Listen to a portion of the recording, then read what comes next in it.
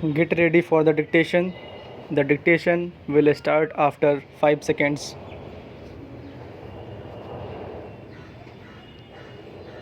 Start. As many honorable members have remarked, the President's address this year has been much more than a mere formal address. It is not a mere outline, the business before this particular session or during the year. Actually, it is an urgent summons to the tasks which await us as we enter one new decade after completing another. In fact, it is something even more than this. It is marks the transition from one definite stage in our economic development and political evolution to beginning of another.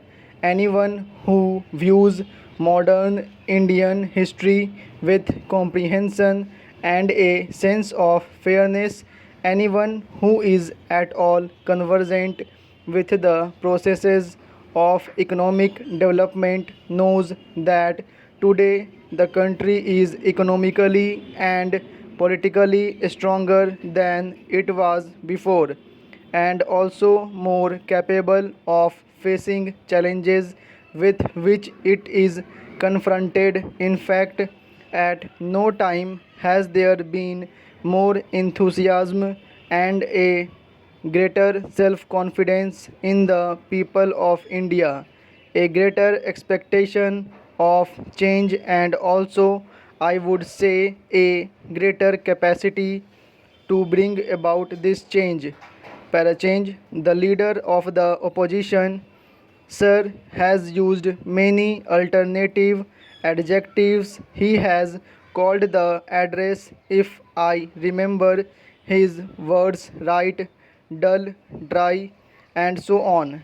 It is human, sir, to see the world in one's own image. The trouble with the leader of the opposition and his party is, as one honorable member said just now, that they have to listen to the voice of the people. They have ceased to notice the urge and the favor which is so evident not only to our countrymen but to the many people who have been visiting us from different countries from all parts of the globe in recent months. Parachange, but they, sir, have unfortunately fallen out of step and got so far behind that they are under the illusion that there is no progress at all.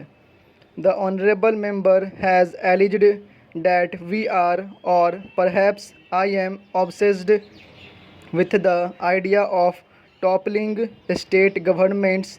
I presume he has in mind Bihar and Uttar Pradesh. Now, sir, Bihar is his home state, and I do not know whether he has some grievance against the ending of the governor's rule there, because there is the only government that was toppled in Bihar. And right, only some little time ago I was being urged by some of the same people to end the governor's rule as soon as possible. Parachange.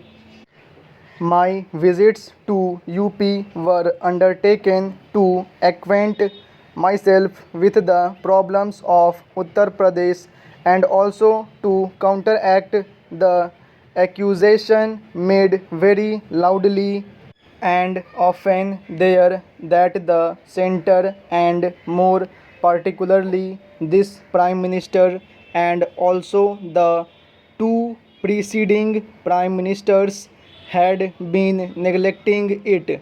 Now one cannot simultaneously complain that the Prime Minister is neglecting UP and also that the Prime Minister is giving attention to UP, you have to make up your mind which out of the two you want. My purpose in going whether to UP or any other state is to tell the people about the policies of the government generally and with regard to that particular state, and I did tell the people of UP that while it is true that the state does not get all that it expects from the center, this happens to be true of all other states as well, and also with regard to the central ministries, not that they do not get it from the center because they are in the center, but they do not get all that they ask for from the planning commission or the finance ministry. Parachange. As far as UP is concerned, more than half of the expense on the development plans of that state has throughout come from the center. Admittedly, this is not sufficient to meet the needs of the state, which is one of the most economically backward in the entire country. This is why very much more has to be done, not only by the government of India but also by the state government. But the picture that is being painted here, if I may use the word, was rather a romantic one, which was perhaps because of the nature of the honorable leader of the opposition, but I do not know what picture was conjured up before the other members. Parachange. But anybody who did not know the situation and who was listening to him might have got away with the impression that from the helicopter I was flying in, I was busy shooting down all the politicians who were opposed to me. The only reply that I can make to this is, if there was anybody who toppled the previous government there, it was the leader of that government himself.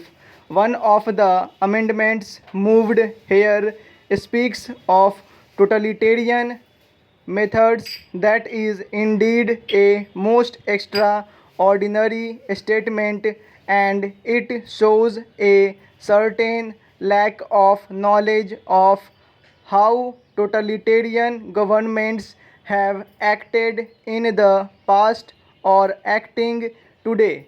I think it is crystal clear not only from my words but from my actions. Full stop.